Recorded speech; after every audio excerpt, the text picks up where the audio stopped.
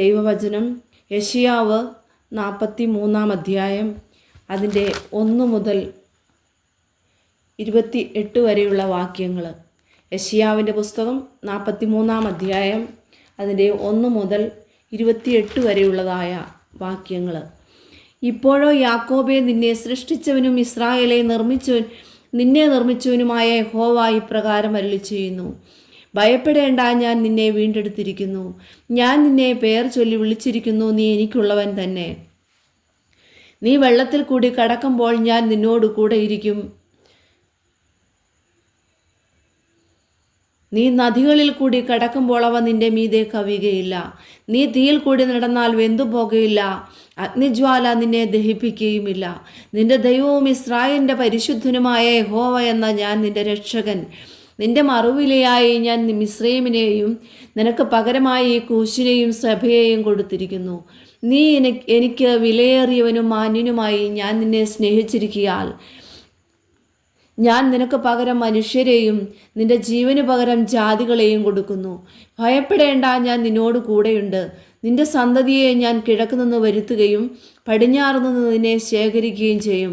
ഞാൻ വടക്കിനോട് തരികയെന്നും തെക്കിനോട് തടുത്തു വയ്ക്കരുതെന്നും കൽപ്പിക്കും. ദൂരത്തുനിന്ന് എൻ്റെ പുത്രന്മാരെയും ഭൂമിയുടെ അറ്റത്തുനിന്ന് എൻ്റെ പുത്രിമാരെയും എൻ്റെ നാമത്തിൽ വിളിച്ചും എൻ്റെ മഹത്വത്തിനായി സൃഷ്ടിച്ച് നിർമ്മിച്ചുണ്ടാക്കിയും ഇരിക്കുന്ന ഏവരെയും കൊണ്ടുവരിക എന്ന് ഞാൻ കൽപ്പിക്കും. കണ്ണുണ്ടായിട്ടും കുരുടന്മാരായും ചെവിയുണ്ടായിട്ടും ചെകിടന്മാരായും ഇരിക്കുന്ന ജനത്തെ പുറപ്പെടുവിച്ചു കൊണ്ടുവരുവീൻ. സകല ജാതികളും ഒന്നിച്ചു കൂടട്ടെ, വംശങ്ങൾ ചേർന്നു വരട്ടെ. അവരിൽ ആർ ഇത് പ്രസ്താവിക്കുകയും പണ്ട് പ്രസ്താവിച്ചത് കേൾപ്പിച്ചു തരികയും ചെയ്യുന്നു. അവർ നീതീകരിക്കപ്പെടേണ്ടതിന് സാക്ഷികളെ കൊണ്ടുവരട്ടെ. അവർ കേട്ടിട്ട് സത്യം തന്നെ എന്ന് പറയട്ടെ. നിങ്ങൾ അറിഞ്ഞ് എന്നെ വിശ്വസിക്കുകയും ഞാനാകുന്നു എന്ന് ഗ്രഹിക്കുകയും ചെയ്യേണ്ടതിന് നിങ്ങൾ എൻ്റെ സാക്ഷികളും ഞാൻ തിരഞ്ഞെടുത്തിരിക്കുന്ന എൻ്റെ ദാസനുമാകുന്നു എന്ന് യഹോവയുടെ അരുളപ്പാട്.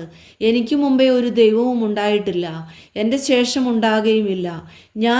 ഞാൻ തന്നെ യഹോവ, ഞാനല്ലാതെ ഒരു രക്ഷിതാവുമില്ല.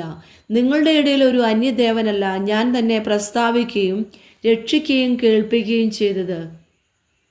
അതുകൊണ്ട് നിങ്ങൾ എൻ്റെ സാക്ഷികളെന്ന യഹോവയുടെ അരുളപ്പാട്.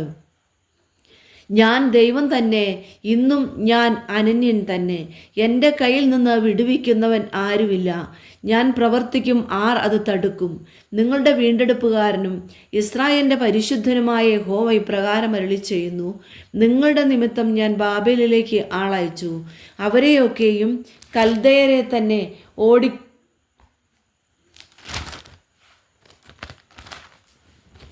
ഓടിപ്പോകുന്നവരായി അവർ ഘോഷിച്ചുല്ലസിച്ചിരുന്ന കപ്പലുകളിൽ താഴോട്ട് ഓടുമാറാക്കും. ഞാൻ നിങ്ങളുടെ പരിശുദ്ധനായ യഹോവയും ഇസ്രായേലിൻ്റെ സൃഷ്ടാവും നിങ്ങളുടെ രാജാവുമാകുന്നു.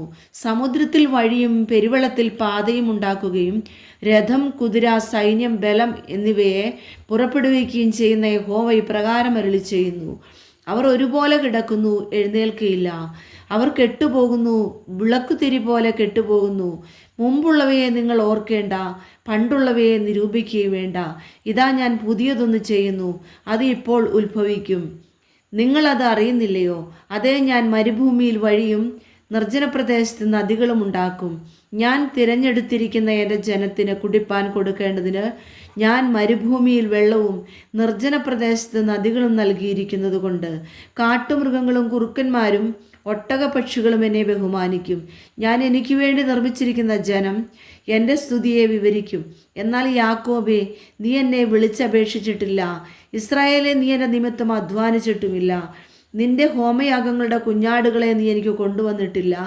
നിന്റെ ഹനനയാഗങ്ങളാൽ നീ എന്നെ ബഹുമാനിച്ചിട്ടില്ല. ഭോജനയാഗങ്ങളാൽ ഞാൻ നിന്നെ ഭാരപ്പെടുത്തിയിട്ടില്ല. ധൂപനം കൊണ്ട് ഞാൻ നിന്നെ അധ്വാനിപ്പിച്ചിട്ടുമില്ല. നീ എനിക്കായി വയമ്പ് വാങ്ങിയിട്ടില്ല. നിന്റെ ഹനനയാഗങ്ങളുടെ മേധസ്സുകൊണ്ട് എനിക്ക് തൃപ്തി വരുത്തിയിട്ടുമില്ല. നിന്റെ പാപങ്ങൾ കൊണ്ട് നീ എന്നെ അധ്വാനിപ്പിക്കുകയും നിന്റെ അകൃത്യങ്ങൾ കൊണ്ട് എന്നെ കഷ്ടപ്പെടുത്തുകയും ചെയ്തു.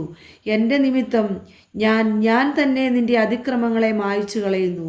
നിന്റെ പാപങ്ങളെ ഞാൻ ഓർക്കുകയുമില്ല. എന്നെ ഓർപ്പിക്ക, നാം തമ്മിൽ വ്യവഹരിക്ക.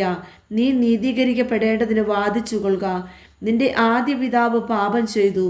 നിന്റെ മധ്യസ്ഥന്മാർ എന്നോട് ദ്രോഹം ചെയ്തു. അതുകൊണ്ട് ഞാൻ വിശുദ്ധ മന്ദിരത്തിൻ്റെ പ്രഭുക്കന്മാരെ മലിനമാക്കി യാക്കോബിനെ ഉന്മൂലനാശത്തിനും ഇസ്രായേലിനെ നിന്ദയ്ക്കും ഏൽപ്പിച്ചിരിക്കുന്നു.